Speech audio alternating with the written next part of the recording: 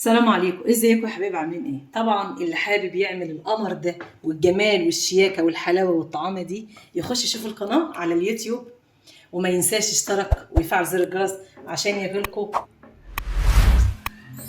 اظن بقى شوفوا يا ولاد، اظن بقى مفيش حجه.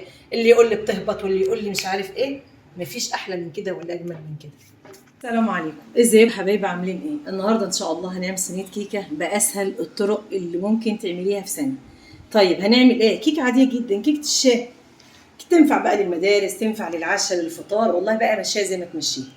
طيب معانا المقادير ايه؟ اولا معانا 3 كوبايات او 3 طباصي. الكوبايه او المج اللي هتشتغلي بيها هي نفسها اللي هتشتغلي بيها كل المقادير. يعني ايه؟ يعني انا عيرت دي 3 كوبايات دقيق.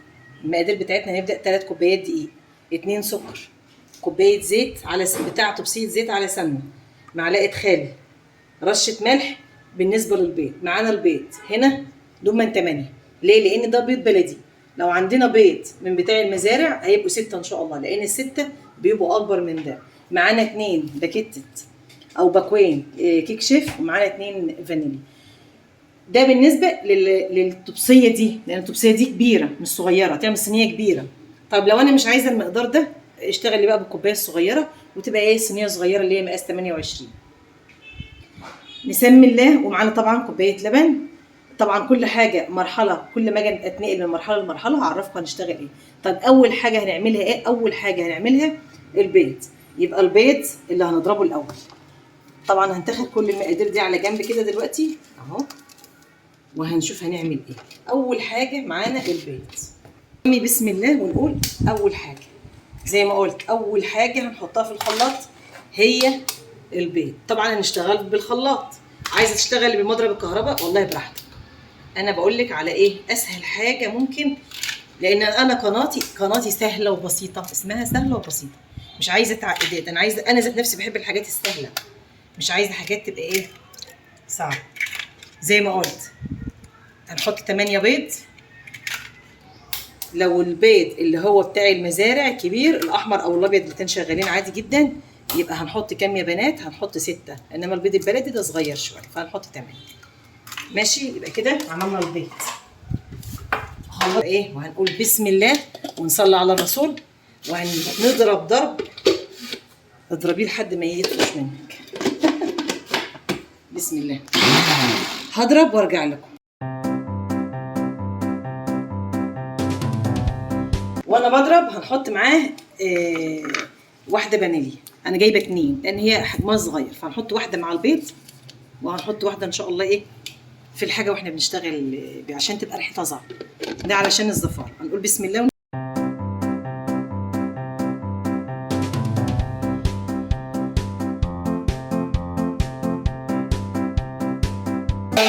ضربنا شويه، هنحط ايه، معلقه الخل. ماشي يا بنات، معلقه الخل ديت اولا منها تحوش زفاره البيض كمان، وتاني حاجه دي محسن طبيعي جدا، مفيش فيه اي افتكاسات. معلقه خل.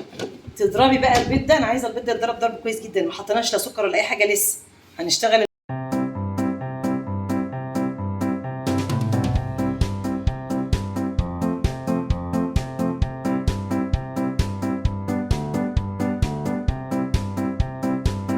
ضربنا البيض ضرب كويس جدا. ده اول حاجه هنعملها. هننزل بقى هننزل بالسكر. انا قلت الكوبايه اللي هتشتغلي بيها يبقى عندك كوبايتين، واحده للسوائل وواحده للحاجات الجاف. هننزل بالسكر. طبعا مش هنزل بالسكر كل مره واحده، هنزل بنص السكر دومت 2. طيب في ناس مش بتحب الكيكه مسكره، حطي طبسيه واحده. تمام. زي ما قلت بقى انت هتشتغلي بالمج بالطبسيه ايا كان بقى اللي انت هتشتغلي بيه. هتشتغلي بايه؟ حط طبسيه واحده، لان في ناس ما بتحبش الحاجات اللي هي عامله دايت، او اللي عامله مثلا ما بتحبش الحاجات المسكره. يبقى هتنزلي بطبسيه واحده على مرتين. انا هعمل ديتو 2، هعمل وقتي هضرب شويه وبعد كده ايه ارجع تاني اكمل الباقي. زي ما قلت المج او الطبسيه اللي تشتغلي بيها كل حاجه عشان المقدار بتاعك يطلع مظبوط، وما يطلعش فيه حاجه ايه مش مظبوط. كل ما اجي احط حاجه انا معاكم خطوه بخطوه عشان الحاجه تطلع معاكم باذن الله ايه تمام. نبدا ضرب بعدين ارجع لكم. عملنا ضربنا نص الكميه، التانيه بقى هننزل بيها كلها. تمام اهو.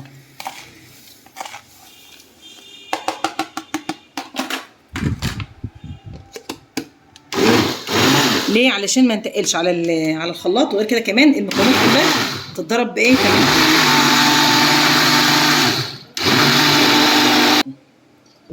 دي طبسيه لبن هننزل بها على الخليط وهنضرب ضرب كويس، وهنشتغل بقى ونشوف هل هي هتعوز معانا لبن تاني ولا مش هتعوز. طبعا انا لسه هحط كوبايه، هحط واحده زيت وواحده لبن، بس هنحط الاول ايه نضرب.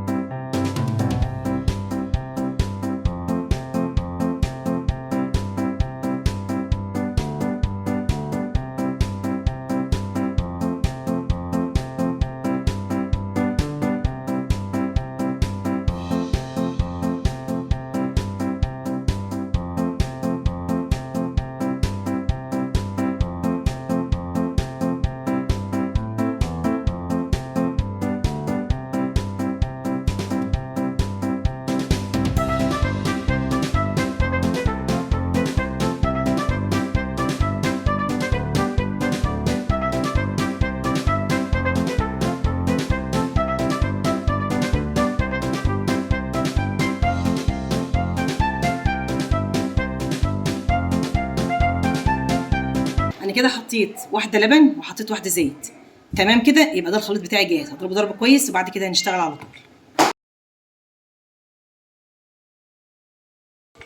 ده خلصنا الخليط. يبقى عملنا ايه؟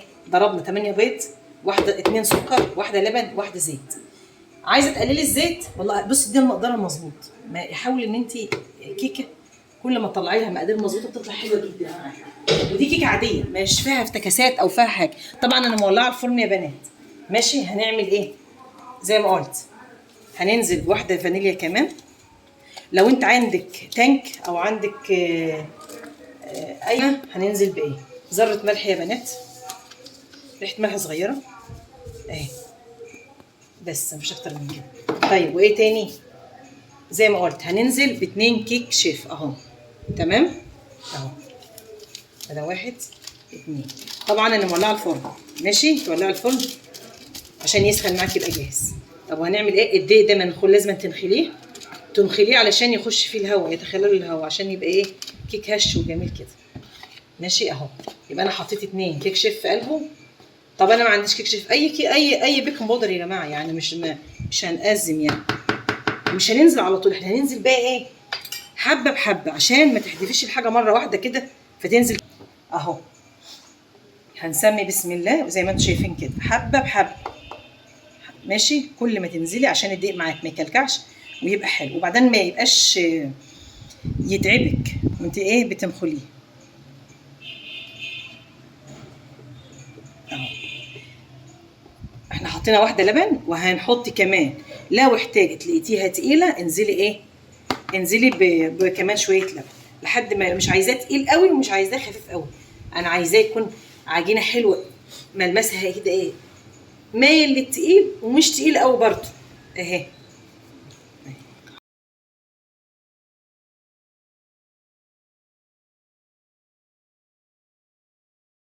ماشي يا جماعه، اللي داخل يشاهد على القناه يا ريت يحط لايك ويشترك في القناه. يعني عايزه القناه تعلى يا جماعه، ما ينفعش يعني ايه، حط اللايك، شاهد وحط اللايك واشترك، هتنور القناه والقناه هتزيد بيك، وطبعا هتبقى يعني منوره بحضرتك او حضرتك. واللي داخل جديد انتوا نورتونا يا جماعه والقناه نورت بيكم.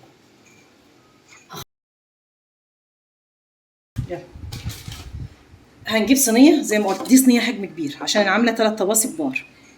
اولا احنا دهنينها سمنه. طب وايه هنرش فيها؟ رشه دقيق اهي، دي اسمها التبطينه بتاعت الصينيه. ماشي، وهتعملي ايه بقى؟ تقوم عاملاها كده اهي.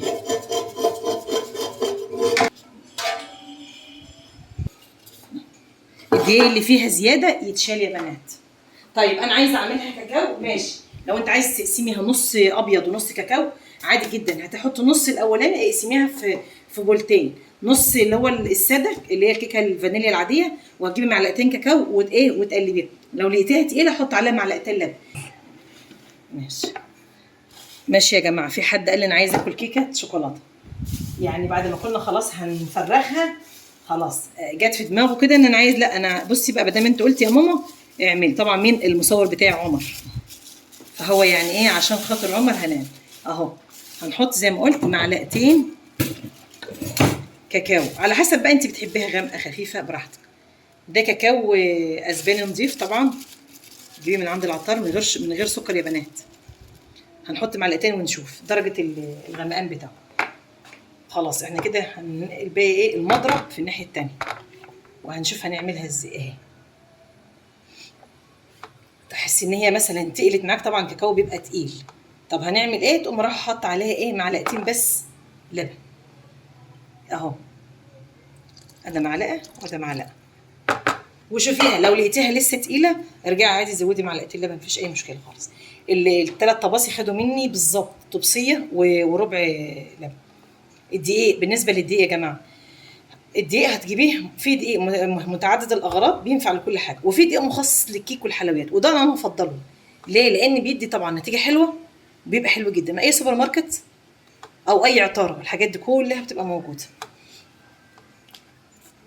هنشتغل بقى فيها. خلاص انا خلصتها. يلا بقى بينا نشوف هنعملها ازاي.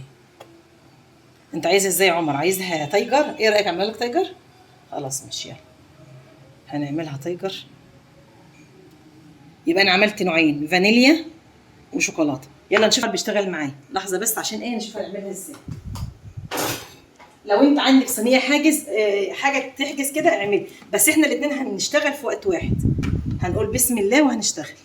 يلا يا عمر بسرعه بسرعه اهو. هنشوف بقى تطلع ايه. متهيألي الفانيليا اكتر من الشوكولاته. يلا مش مشكله،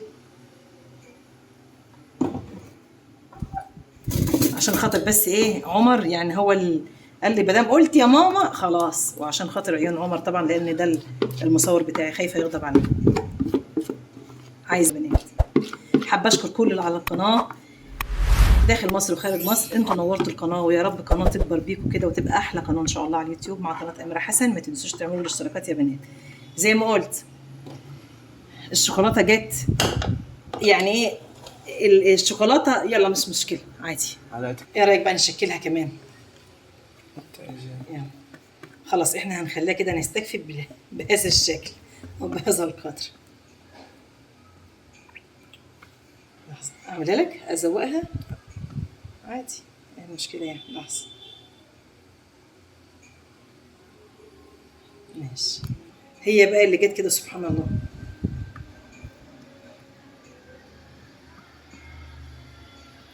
رسم، ده رسم. طلعت ايه بيكسو.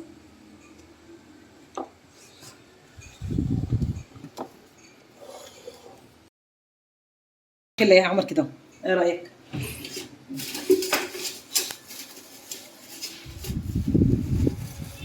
لحظه اعملها لك.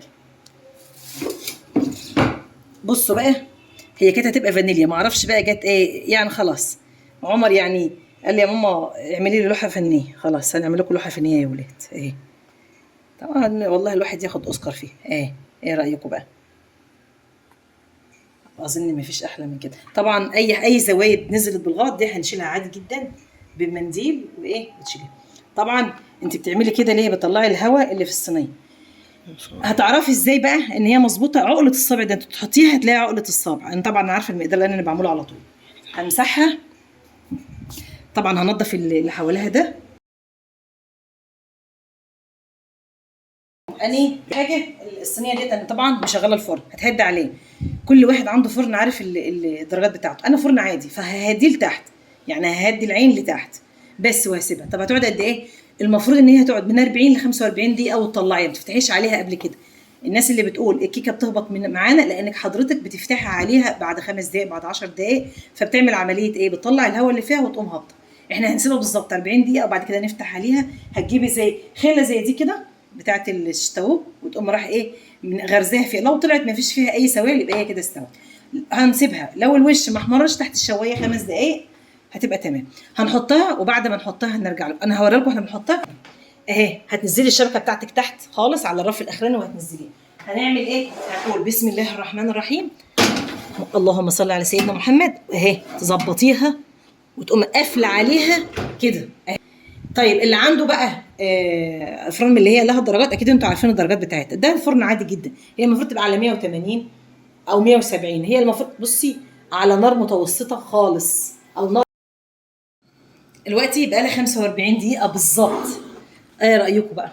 بصوا كده، بصوا تعالوا. طيب طبعا هي لسه عايز تخش تحت الشوايه. بصوا عرفنا منين ان هي بقى احمرت؟ تعالي يا عمر خش جوه كده بعد اذنك. شايفين الحرف ده؟ يبقى هي كده احمرت من تحت. يبقى نعمل ايه؟ هنقوم رايحين طافين من تحت. لحظه ما تطفيش دلوقتي، لما تولعي من فوق يعني تفضل زي ما هي شغال.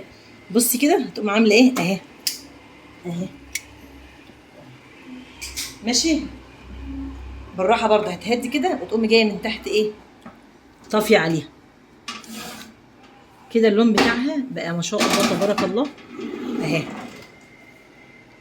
ده من تحت هنطفي، هنسيب بس من فوق. طيب الناس اللي عندها الفرن اللي هي العاديه، انا عندي فرن من العادي برضه، بلاش تولعي من الجناب، لان لو ولعتي من الجناب هتيجي تبصي تلاقيها احمرت ومن جوه الناس اللي تشتكي تقول لك جواها عجينه وما يتفتحش عليها قبل 45 دقيقه. هتاخد بس لون ماشي. اللهم بارك. وبعد كده ايه اوريها لكم بقى واحنا بنقطعها.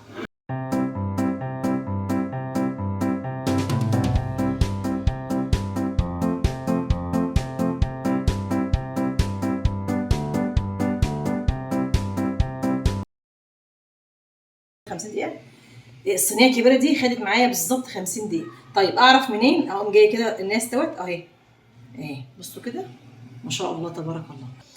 هي خدت بالظبط كتسويه 45 دقيقه. 5 دقايق بقى بتاخد اللون. اللون ده راجع لك انت، عايزه تغمقي عايزه تفتحي ده راجع لك انت. طب هنعمل ايه؟ طبعا هتسكينه كده يا عمر.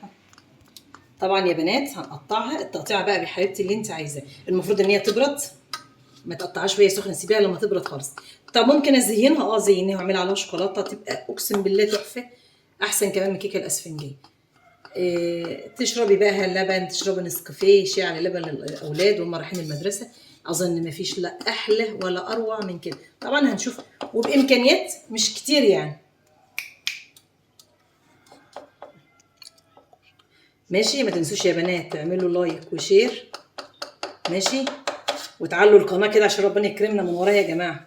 القناه يعني نايمه خالص.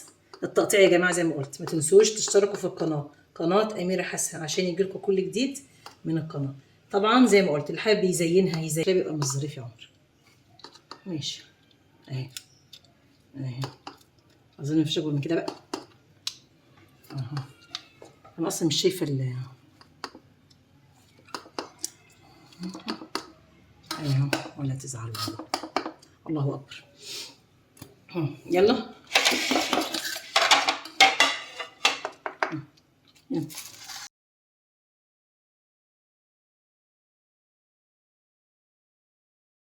اللحظه المنتظره.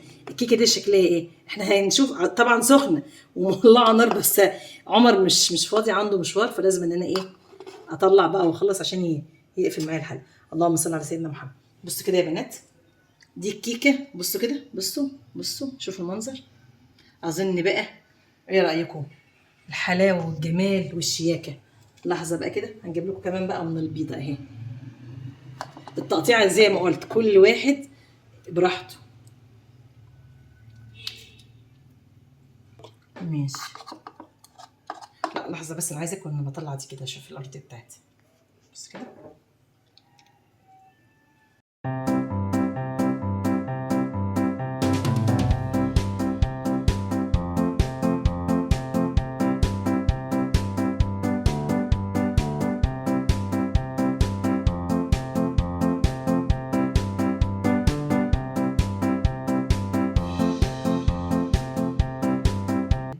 يعني اهي شوفوا كده اهي، بصوا كده. اظن مفيش احلى ولا اجمل من كده ولا اسهل ولا اروع. وكده يا حبايب قلبي وصلنا لنهايه الحلقه بتاعتنا. يا رب تكون حلقه خفيفه وجميله وسهله وسريعه. وطبعا حابه اشكر اللهم امين طول ما انتوا واقفين جنبي وتعالوا القناه. ما تنسوش تعملوا اللايك والاشتراك في قناه اميره حسن عشان يشوفوا القناه على اليوتيوب. وما ينساش يشترك ويفعل زر الجرس عشان يجيلكم اظن بقى شوفوا يا ولاد، اظن بقى مفيش حجه، اللي يقول لي بتهبط واللي يقول لي مش عارف ايه، مفيش احلى من كده ولا اجمل من كده. ما تنسوش تعملوا الاشتراك واللايك يا حبايب قلبي.